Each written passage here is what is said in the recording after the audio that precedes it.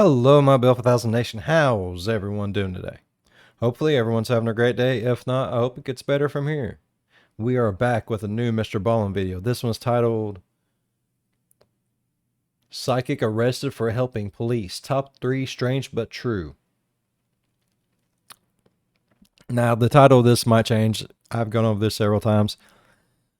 So, if that's not the title...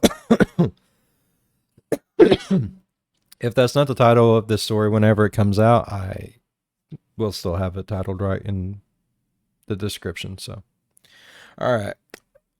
All the chit chat aside, and I know some of you are probably going to notice, got some new B5N merch. It's so nice. It's so soft. Fits good too. All right. I'm really excited to get into today's story. If you guys are excited as I am, go ahead, turn them lights down low, put on something comfy, cup with someone special. Psychic arrested for helping police. Let's get skeptical. Sounds good to me. Today, we're going to look at 3 stories that sound totally made up, but they are all actually true. But before we get into those stories, if you're a fan of the strange, dark, and mysterious delivered in story format, then you've come to the right place because that's all we do, and we upload once a week. So if that's of interest to you, the next time you're over the Like Button's house, sneak into their closet and replace all of their shoe insoles with pudding skins. Also, please subscribe to our channel and turn on all notifications so you don't miss any of our weekly uploads. Okay, let's get into today's stories. Why pudding skins? I like pudding skins. Well, I used to. Whenever I was little, I used to like pudding skins. I probably don't like them so much no more. Your tastes get more refined as you get older. On the morning of December 21st, 1980, a woman in her 40s walked into a jail cell in Los Angeles, California.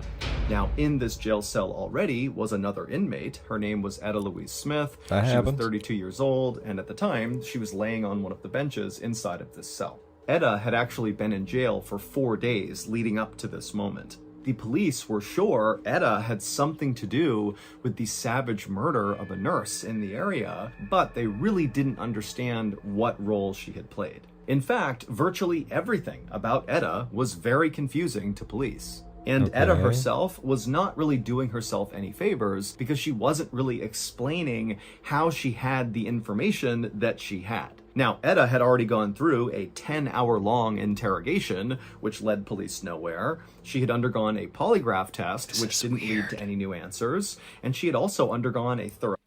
So is she the psychic that we was hearing about? Oh, that would suck to be a psychic. Be like, I can help with this murder. I'm going to do something good. You're under arrest. Why? You know way too much about everything that's going on. You're under arrest. Well, fuck.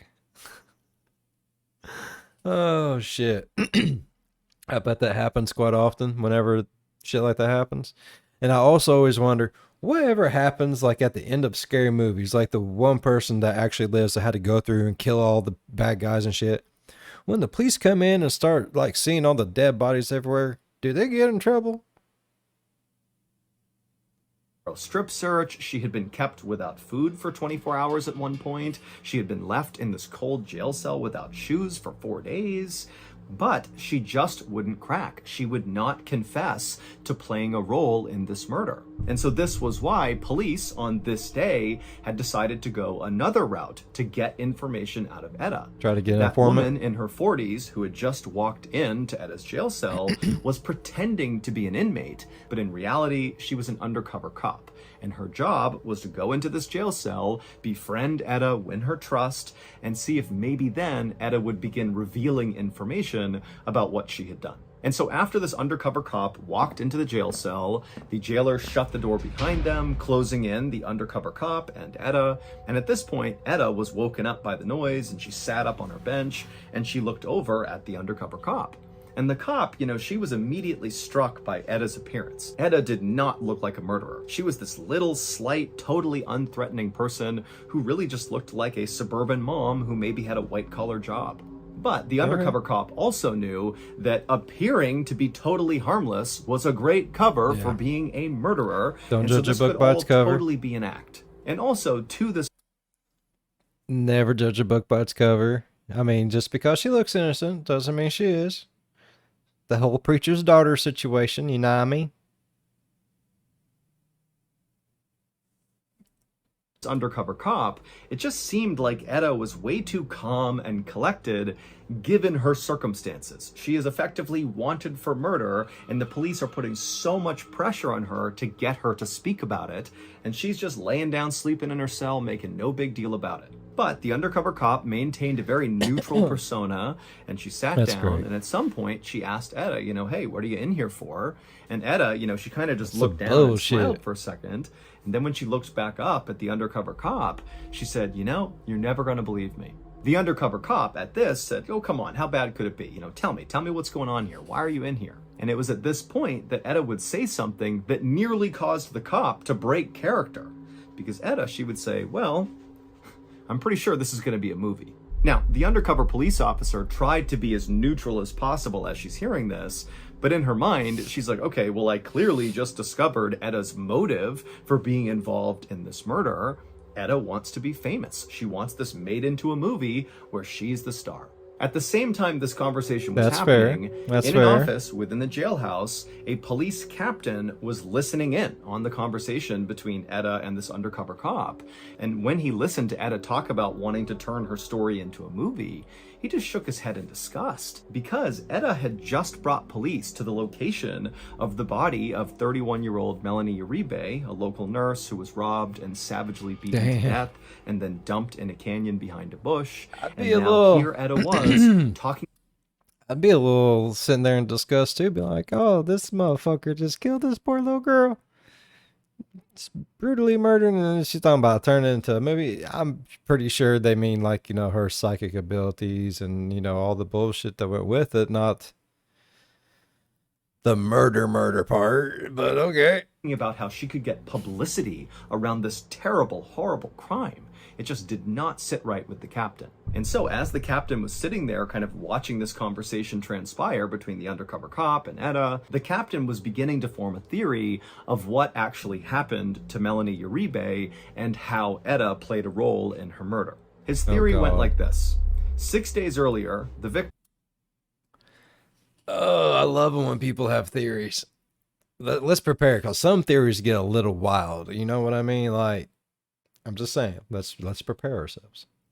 Melanie Uribe had left for her shift at the hospital in Burbank, California, which is a suburb of Los Angeles, but she had never arrived for her shift. And so when her colleagues had noticed her absence, eventually the police were called and a search was launched to find her.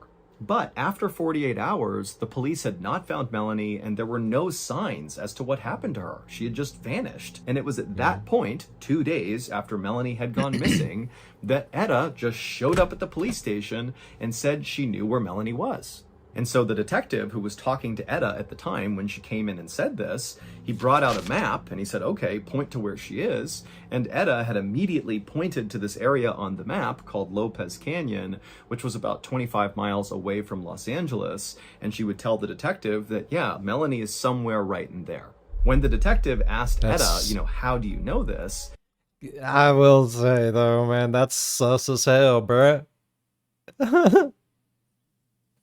Yeah, she been voted off round one, homie. I'm just saying. She would have been. Etta would say she just knew. And then when the detective followed up and said, Etta, this is pretty incriminating that you're telling me you know where someone's body is. What's motivating you to come and say this to me? And Etta would say that her conscience was weighing on her terribly and she just had to go to police. Now, the detective who talked to Etta when that sounds awful too. You probably shouldn't be like, my conscience is weighing heavily on me. You should have been like, man, look, I get visions. It's up to them if they take you seriously or not, but you made yourself something bad, bruh. She first came into the police station, really didn't know what to make of Etta because she looked so unthreatening, and what she was saying, she was saying with a lot of confidence, and it seemed like she was really eager to help the investigation versus just clearing her conscience, which is kind of what she said she was doing. And when the detective looked into who Etta was, he discovered that she had a great job. She worked at an aerospace company in Burbank, California, and she even had governmental clearance. And so this woman Tails, clearly has been vetted by the government and by high-level companies, and she's passed the tests. But at the same time, the detective knew there was no good reason for why Etta would have this information, the location of a dead body. I mean, either she's just wrong and there is no body there, or if the body's there, the most likely scenario is that Etta was involved in killing this person or disposing of their body, or maybe both. So the detective said to Etta, hey, come back tomorrow and we'll take a police helicopter, we'll fly out over that canyon, and we'll see if we can find Melanie's body together. And so Etta said, okay, sounds good. She turned and she left. But then just an hour later, Etta came back into the police station with her 2 young kids in the car, and she would tell that detective that she actually just drove out with her kids to that canyon and had found Melanie's body. In fact, she told the detective that her 7-year-old child, who was in the car right now, had been the one to actually find Melanie's body. The detective could not believe this woman, 1, had gone out by herself to do this, but 2, had brought along her kids as well?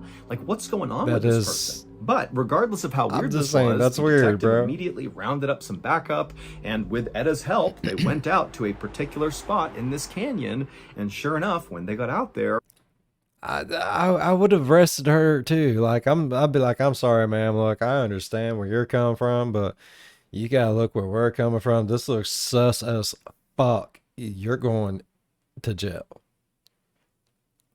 right in the spot where Etta said it would be, was Melanie's badly beaten body.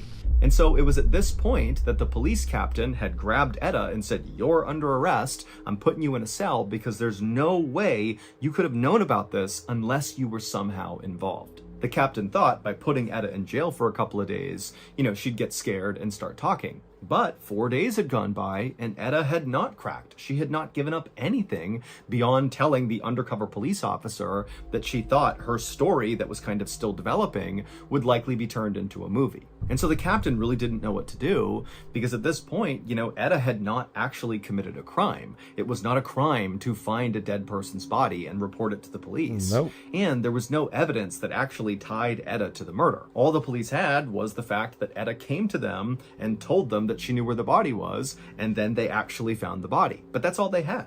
But the police captain would catch a break on that 4th day because he would receive a phone call that would totally change everything about this case. It would turn out on December 17th, 1983. Oh, God. So the same Is this where it's all going to get crazy as shit?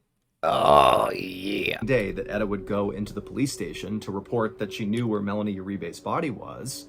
Well, on that day, Etta was at work listening to the radio and filing some paperwork. And as Etta listened to the radio, the local newscaster was talking about Melanie Uribe and how she was missing.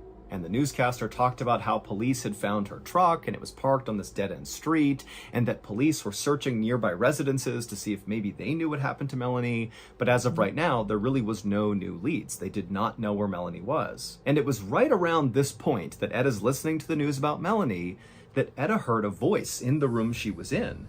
And the voice said very clearly to Etta, "She's not in one of those houses." And Etta immediately, when she heard it, she turned around wondering who the heck was in here, who's talking to her, but there was nobody else in the room. Bro. And then it was like immediately there were these flashes of images in Etta's brain that she had no idea what they meant, but it was a succession of a dirt road and then a bush and then something white, a nurse's shoe. And Etta very clearly saw these 3 images. And it was right then that Etta thought, oh my God, I know where Melanie Uribe is. And so she sat there wondering what to do, and then finally thought, I have to go to police, as crazy as this sounds.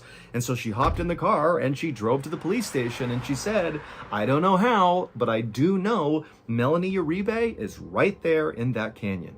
But when the police had said, come back tomorrow and we'll go out and look for her, Etta just couldn't wait, and so she had gone with her kids, driven out to the canyon that she had seen in her mind, and sure enough, when she got out there, she found the dirt road that she had seen, then she found the bush that she had seen, and then with the help of her kids, they found the white nurse's shoe, and it was right near Melanie's body. Which meant that voice that Etta heard and the vision she had all been real.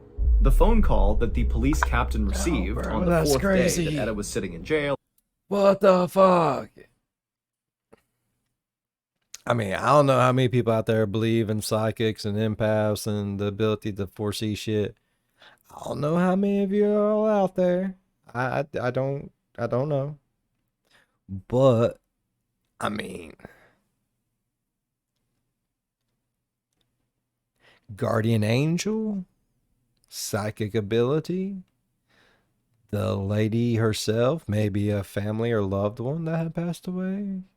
What was it that spoke to her? What gave her those flashes and images? It's crazy. And talking to the undercover cop, the phone call that changed the whole case. Well, the phone call was from another police officer saying they had just arrested 3 men who were caught bragging about beating and killing Melanie Uribe, and they had confessed and they were now being held in jail. And so clearly, Etta did not commit this murder. And so even though it made no sense that she just knew where this body was, the police had to release Etta the same day, so she was released, and then ultimately the 3 men who confessed to killing Melanie Uribe, they would be found guilty, and they would each be sentenced to life in prison. 6 years later, Etta would sue the police department, and she would win the lawsuit because the jury on that case absolutely believed that Etta really did have a psychic vision that led to the discovery of Melanie's body.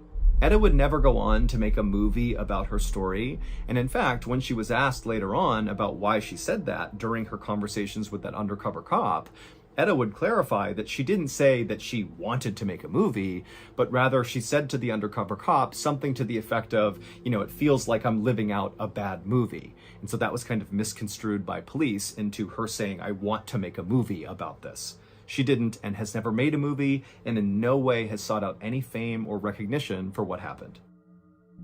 That's cool. That's crazy as shit, though, bro. Today's video was sponsored by SoFi. Shortly after I left the military in 2017, my family and I decided we wanted to move. And so we went house hunting and found the one we wanted and moved to purchase it. Now, we had bought one other house before, but we used what's called the VA loan, which is a low interest loan for military members. And for a variety of reasons, we were not able to use the VA loan to buy this new house. And so we had to go the traditional financing route. And my goodness, was going through that process totally overwhelming and stressful. But if I had known about SoFi at the time I was doing this, the whole thing would have been a breeze. SoFi is the ultimate finance app that helps you bank, borrow, and invest all in one place. But what really stands out to me about SoFi are their incredible home mortgage loan options for military veterans. SoFi is actually a veteran-led company, which is definitely part of the reason why they care so much about supporting military veterans and active duty military members on their journey towards realizing their financial ambitions, which includes home ownership. Veterans who use SoFi can qualify for perks like lower interest rates, lower closing costs, no mortgage insurance, and also potentially no down payment requirement. So think about joining the over 130,000 homeowners who SoFi has helped get their home loans. Also, SoFi is doing a giveaway where you can have a chance to win up to $50,000 that will go towards helping a veteran pay their rent or mortgage for 1 year. To enter, click the link in the description below or go to sofi.com/winva and then just follow all the on-screen instructions to view your VA home loan mortgage rate. Thank you, SoFi. Back to the stories.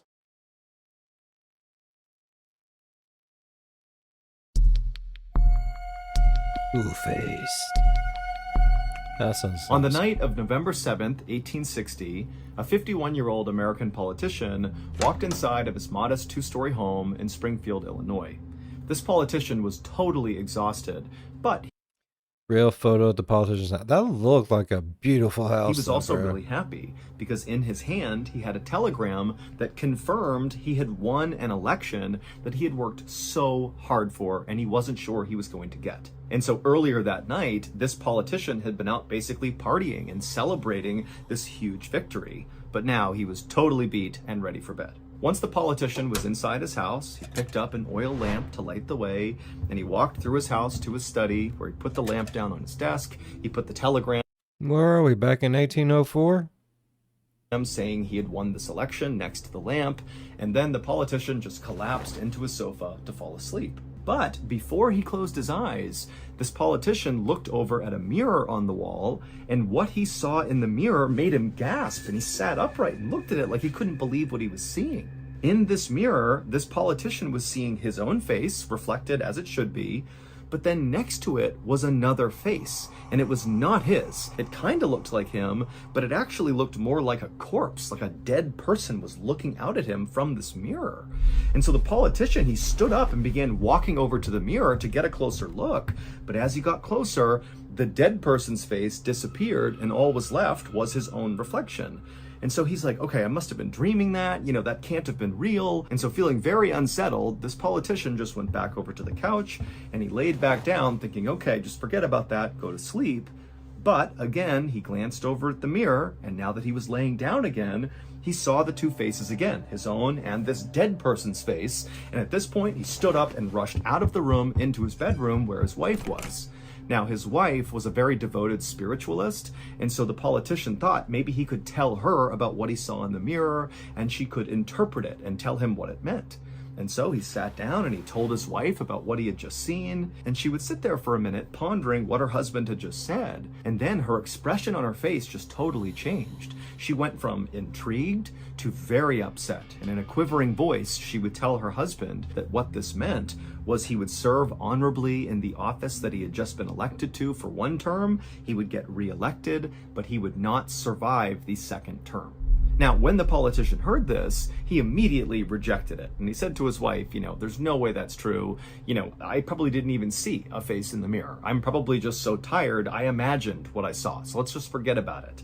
But his wife was not consoled, and she fell into his arms sobbing as if he had just been diagnosed with some fatal illness. And over the next several days and weeks and months, this politician's wife continued to be so upset about this potential death omen that the politician had apparently had, even though, again, the politician is constantly telling his wife, come on, there's no way that's actually going to happen. And sure enough, over time, the politician's wife did sort of stop being so scared all the time that her husband was going to die, and the politician himself, he just kind of forgot about what he had seen in the mirror that night.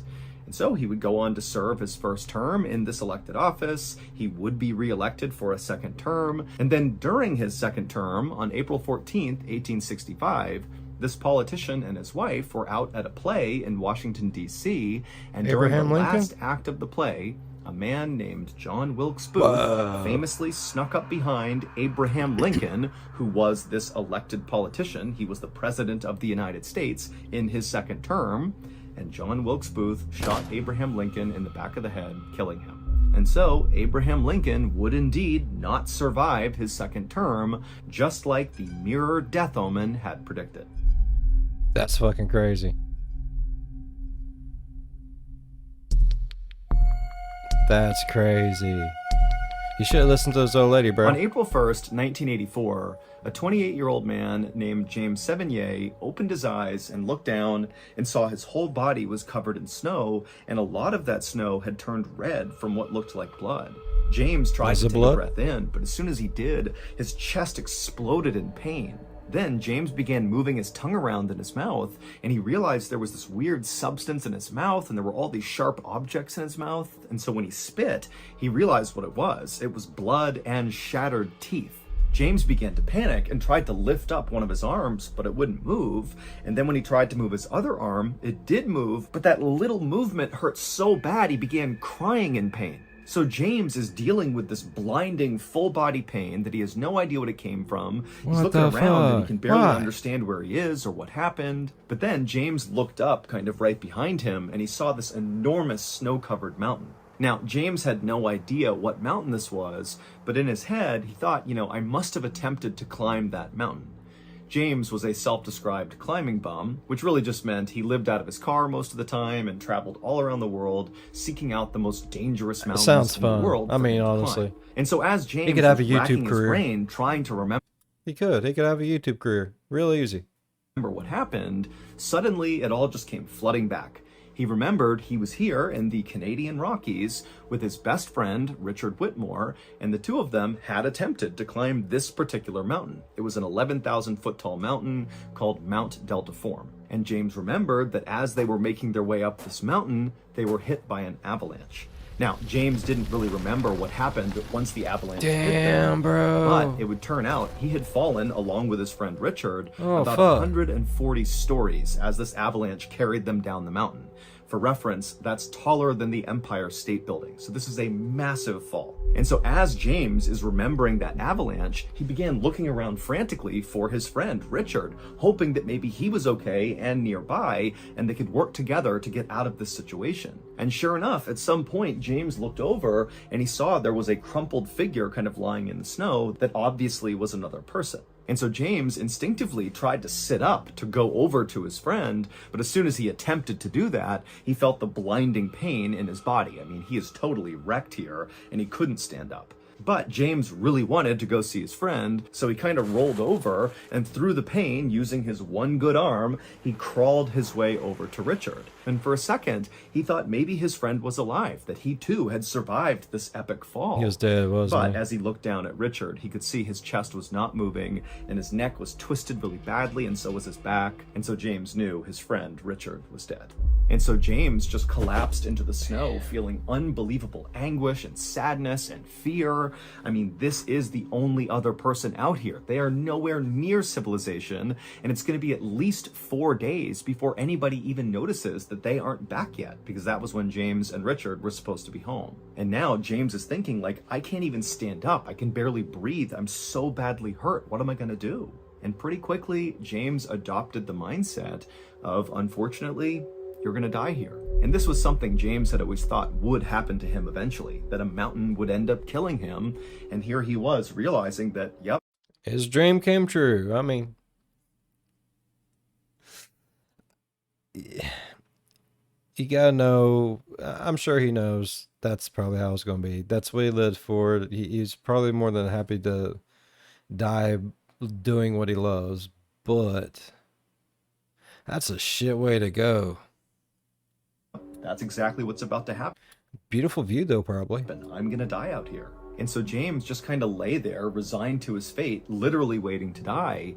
And after about 20 minutes, when his body began to go numb and he was starting to enter into hypothermia, James heard a voice from behind him. It was this woman who walked right up to him, and she said, "You can't give up. You have to try." And James, even though he was totally caught off guard that there was another person out here, there was something so calming about this woman and the way she was talking to him that without any hesitation, it was like James's whole mindset about this situation completely changed. Suddenly, he was not ready to give up and die. But now, because of this woman, he was going to fight to survive. So after kind of moving around and looking back towards this woman, was it she an would angel? say to him, "Put your coat on." And so James, despite the excruciating pain, used his one arm that still worked and kind of propped himself up. And then he pulled his coat out of his pack, which was lying near him. And very painfully, he slipped this coat over his broken and damaged arms. And then once the coat was on him, the woman said to James, "Now take a sip of water." And so James, without any hesitation, he reached over and grabbed his water. He unscrewed the top and took a sip, despite how painful it was. Fucking guardian angel, even bro. though the water stung his totally shattered mouth. And then after James put the water down, the woman very calmly told him, "Okay, now disconnect yourself from Richard's body and then use the tree right here to pull yourself up." And so he untied from Richard, and then using his one good arm, he grabbed the tree, and he managed to hoist himself up onto his totally destroyed legs. And he couldn't believe he was even standing at this point, but here he was, up on his feet. And then the woman said, "Okay, it's time to move." And so James began walking away from the mountain, and this woman just followed along behind him. And for a long time, he trudged through this knee-high snow, barely able to take a step without this blinding pain coursing through his body. But every time he began to stumble or slow down or seemed like he was going to give up, the woman would very calmly urge him to keep going, keep moving. And finally, after about 4 hours of this horribly painful trek James was on, he came upon... It's giving me the chill bumps, bro. Nipples are even hard. That's a guardian angel, bro. On the camp that he and his friend Richard had built before coming over to this mountain to begin this climb. And so James quickly began moving towards his tent that was still pitched, that he knew inside had a warm sleeping bag and some water and food. And so as he made his way towards the tent, he stopped himself and he turned around to talk to his guide, to thank her for pushing him onward. But when he turned, there was no one there. And when he looked at the ground, there was only one set of bloody footprints that were his, leading all the way back to where he had fallen. This guide, this woman, she didn't exist. James was totally unsettled by this and really didn't know what to do about it, but he knew right now the priority was just to survive. And so he made his way over to his tent and he attempted to get inside of it, but his hands were so cold and so badly beaten up that he couldn't use the zipper. He couldn't even get it open. And then finally, when he managed to use a tool to get it open, he couldn't open up his sleeping bag. It was like his body was shutting down. And so we thought, okay, I'll make a fire and that will be enough to keep me warm. But again, it's like his body was failing him and he couldn't do it. He couldn't start the fire. And so right as James is realizing that, despite making it to this campsite, he may not be able to survive because he can't use the campsite, he began to hear voices. Right away, James is worried that the voices he's hearing don't really exist, like this woman he had seen. But sure enough, just a second later, 3 skiers came around the corner and they saw James. And amazingly, one of them was a very experienced mountain guide and another one of them was a nurse. And so right away, when they saw James, they saw he was dying. The nurse rushed over, she made a fire for him, she got him comfortable, she put on warm clothes, and the mountain guide, he took off to go get help. And sure enough, a couple hours later, a helicopter arrived and they airlifted James out and he would make a full recovery. However, it would take James years before he finally opened up about this mysterious vanishing woman who literally saved his life. Without her talking to him and urging him to go, he would have laid there next to his friend and died. But James, he was afraid to bring up that he had seen this woman in fear that people would think he was crazy. But when he finally brought it up, he would quickly learn that he was far from the first person to experience this phenomenon of having this invisible person help you. In fact, this phenomenon is common enough that it has its own name. It's called the third man effect. The third man refers to this mysterious vanishing person that steps in and helps people survive who have just undergone some horribly traumatic event. An example of somebody else who has experienced the third man effect was the very last person to escape the Second World Trade Center tower on September 11th, 2001 in New York City during the terrorist attacks. He was able to get out right before it collapsed because a mysterious vanishing voice told him exactly which direction to go until he escaped. And so, whether the third man effect is actually supernatural or just a trick of survivor psychology, we don't know. James, who is both an atheist and a scientist, says he does not believe that this woman who saved him was an angel or connected to religion in any way. Instead, he just said, it was a presence that I needed at the time that saved my life, but that is the extent of my understanding. Bro.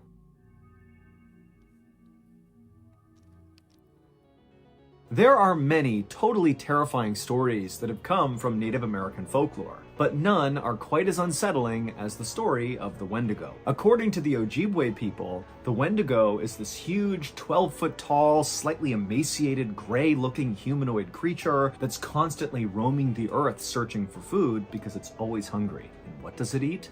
People. The Wendigo will be featured on the very first episode of our brand new incredible podcast from Ballen Studios called Run Fool. Run Fool comes directly from the mind of the horror storytelling icon Rodney Barnes. Rodney is an award-winning writer and producer who has helped define the horror genre in film, TV, and even in comic books. And now I'm certain he's going to help redefine the horror genre in podcasting. To hear the story of the Wendigo, go run to wherever you get your podcasts, look up Run Fool, and make sure you karate chop that follow button. Episodes 1 and 2 of Run Fool are available right now wherever you get your podcasts, and remember, every week, Rodney will drop a brand new scary story.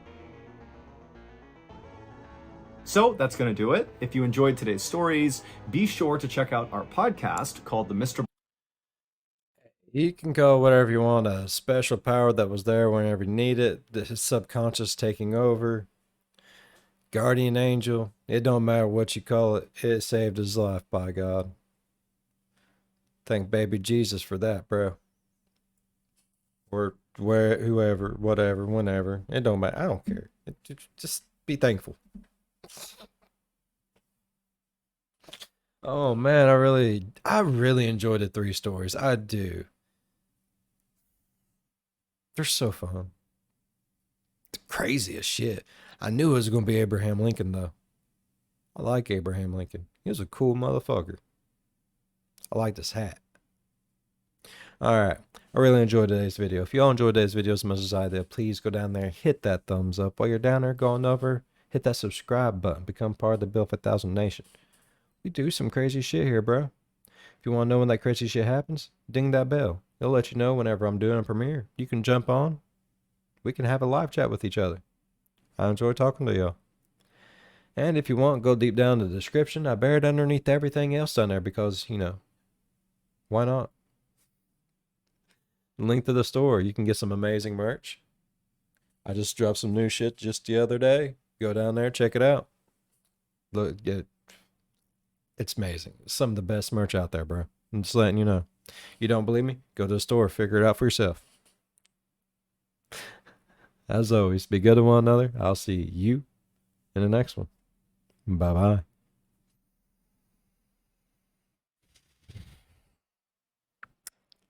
Damn, all three of those was fucking crazy. Straight fucking crazy, bro.